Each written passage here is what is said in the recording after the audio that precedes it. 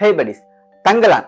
அதாவது தமிழ் சினிமால தனக்குன்னு ஒரு ஹேட்டர்ஸே இல்லாத ஒரு நடிகர் தான் விக்ரம். அவரும் அண்ட் ஒரு எக்ஸ்ட்ரீம்ல பயங்கரமான சப்போர்ட்டும், இன்னொரு எக்ஸ்ட்ரீம்ல பயங்கரமான ஹேட்டரையும் தனக்குன்னு கிரியேட் பண்ணி வச்சிருக்க டைரக்டர் ரஞ்சித் அவர்களும் சேர்ந்து எடுத்த படம் தான் இந்த தங்கலான் அப்படின்றது. ஆரம்பத்துல இந்த படத்துக்கு ஒரு மிகப்பெரிய எதிர்பார்ப்பு இருந்துச்சு. அப்படின்னா ரஞ்சித் அவர்கள் இருக்கிற ஃபர்ஸ்ட் பீரியாடிக் ஃபிலிம். ஏன்னா அவர் காமனா படம் இருக்கும்போது நிறைய வரலாறு பேசக்கூடிய ஆளு, அண்ட் ஸ்டேஜ் நிறைய வரலாறுலாம் பேசக்கூடிய ஆளு. ஸோ அப்படின்னு அவர் ஒரு வரலாறு படம் எடுத்தா எப்படி இருக்கும்னு ஒரு எதிர்பார்ப்பு ரொம்பவே இருந்துச்சு. அண்ட் விக்ரம் அவர்களுக்குமே இந்த மாதிரி ஒரு கெட்டப்ல ஒரு பீரியாடிக் ஃபிலிம்ல ஒரு ஃபர்ஸ்ட் டைம் அவர் பண்றாரு அப்படின் போது எப்படி இருக்கும் அவருடைய ஆக்டிங் அப்படின்னு சொல்லிட்டு ரொம்பவே அவருடைய ஃபேன்ஸ் ஆகட்டும் மற்றவங்களா இருக்கட்டும் ரொம்ப எதிர்பார்த்துட்டு இருந்தாங்க. ஸோ மிகப்பெரிய எதிர்பார்ப்புக்கு நடுவில் வந்திருக்கு இந்த படத்தினுடைய நம்மளோட ரிவ்யூ பார்த்து அந்த வீடியோல பார்க்க போறோம்.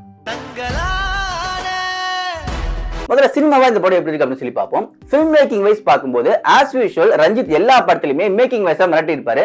அதே மாதிரியே இந்த படத்திலுமே கிராஃப்ட் ஒர்க்கை ரொம்பவே பயங்கரமா பண்ணிருக்காரு. அந்த டெக்னிக்கல் வைஸ் பார்க்கும்போது சினிமாட்டோகிராஃபியா இருக்கட்டும், எடிட்டிங்கா இருக்கட்டும், எல்லாமே சூப்பரா இருக்குது. அண்ட் ஜி பிரகாஷ் அவர்கள் அவருக்கு கிடைச்ச ஸ்பேஸ்ல பயங்கரமா மியூசிக் ஸ்கோர் பண்ணிருக்காரு. அண்ட் சாங்ஸுமே கேட்கற மாதிரி சூப்பராகவே இருக்குது. ஸோ எப்பயும் போல ஒரு ஃபில்ம் மேக்கரா, ஒரு ஃபில்ம் டைரக்டரா ரஞ்சித் அவருடைய ஒர்க்கை ரொம்பவே சூப்பரா பண்ணிருக்காரு. அடுத்து ஆக்டிங் வைஸ் பார்க்கும்போது விக்ரம் எப்பயும் போல மிரட்டி இருக்காரு. அண்ட் அவரோட டெடிகேஷன் நம்ம எல்லாருக்குமே தெரியும். ஸோ ஸ்கிரீன்ல பார்க்கும்போது எவ்வளவு கஷ்டப்பட்டு இருக்காரு இந்த படத்துக்கு அப்படின்னு நமக்கு ரொம்பவே தெளிவா தெரியுது. அண்ட் பார்வதி அவங்களா இருக்கட்டும், மாளவிகா மோகனா இருக்கட்டும், பசுபதி முக்கியமா சொல்லணும்னா அவருடைய ஆக்டிங் இந்த மாதிரி பெக்யூலரா இருக்குது. அவர் மாதிரி ஒரு ரியாலிட்டியா ஒரு ஆக்டிங் கொடுக்குறாரு. உண்மையில வேற லெவல் ஆர்டிஸ்ட் ஆக்சுவலி பசுபதி அவரு. ஸோ இது மாதிரி எல்லாருமே அவங்களுடைய ஒர்க்கை ரொம்பவே சூப்பரா பண்ணிருக்காங்க.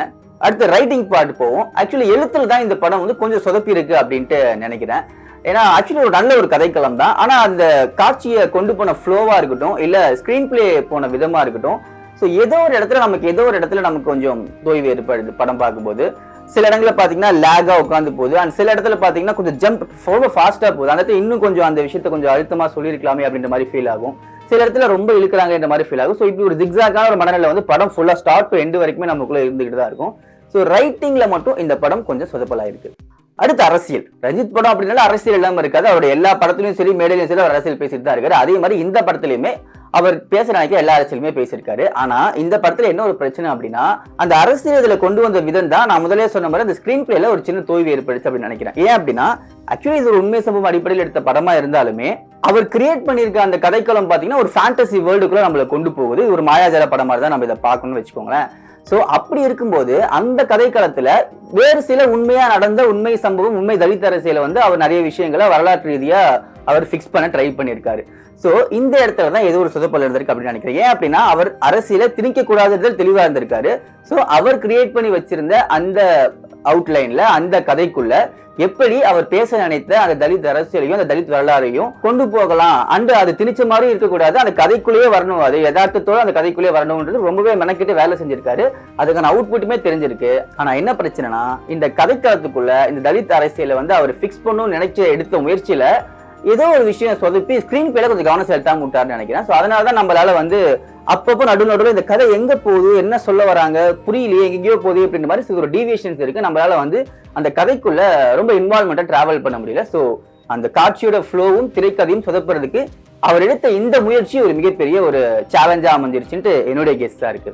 ஃபைனலி இந்த படத்தை பார்க்கலாமா வேணாமா அப்படின்னா, இப்ப நீங்க நான் வார வீக்கெண்டு போறேன், ஜாலியா ஒரு படம் பார்க்கணும், இல்ல ஒரு என்கேஜ் தான் பார்க்கணும், இல்ல ஒரு லவ் ஃபிலிம் பார்க்கணும், இல்ல வாட் எவர் மேபி என்கேஜ்மெண்ட் ஜாலியா போயிட்டு வரணும்ப்பா, இல்ல ஏதோ ஒரு எமோஷனா போயிட்டு வரணும்ன்ற மைண்ட் செட்டுக்குள்ள போற ஆளா இருக்கீங்க, இந்த மாதிரி படம் பார்க்குற ஆளா இருக்கீங்கன்னா சாரி, இந்த படம் உங்களுக்கு பிடிக்காது, இந்த படம் உங்களுக்கு ஒர்க் ஆகுது, நீங்க இந்த படத்துக்கு போனா டிசப்பாயின்மெண்ட் தான் ஆவீங்க.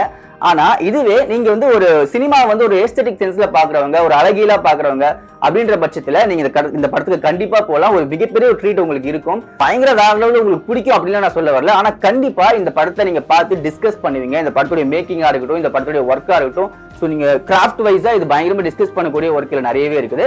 அண்ட் பொலிட்டிக்கல் வைஸாவும் நிறைய விஷயங்கள் இருக்குது. ஸோ இந்த மாதிரியான ஒரு பெர்ஸ்பெக்டிவ்ல சினிமாவை நீங்க பாக்குறவங்க அப்படின்னா கண்டிப்பா இந்த படத்தை தியேட்டர்ல போய் பாருங்க. உங்களுக்கு நிறைய கண்டென்ட் இந்த படத்துல கிடைக்கும். ஃபைனலி இது எல்லாமே என்னுடைய கருத்து. ஸோ எனக்கு தெரிஞ்ச சினிமா அறிவு, எனக்கு இருக்க சினிமா டேஸ்ட்டை வச்சு நான் சொல்ற ரிவ்யூ தான். ஸோ நீங்க இதை பார்த்து நீங்க முடிவு அவசியம் கிடையாது. நீங்க படத்தை போய் பார்த்து முடிவெடுங்க.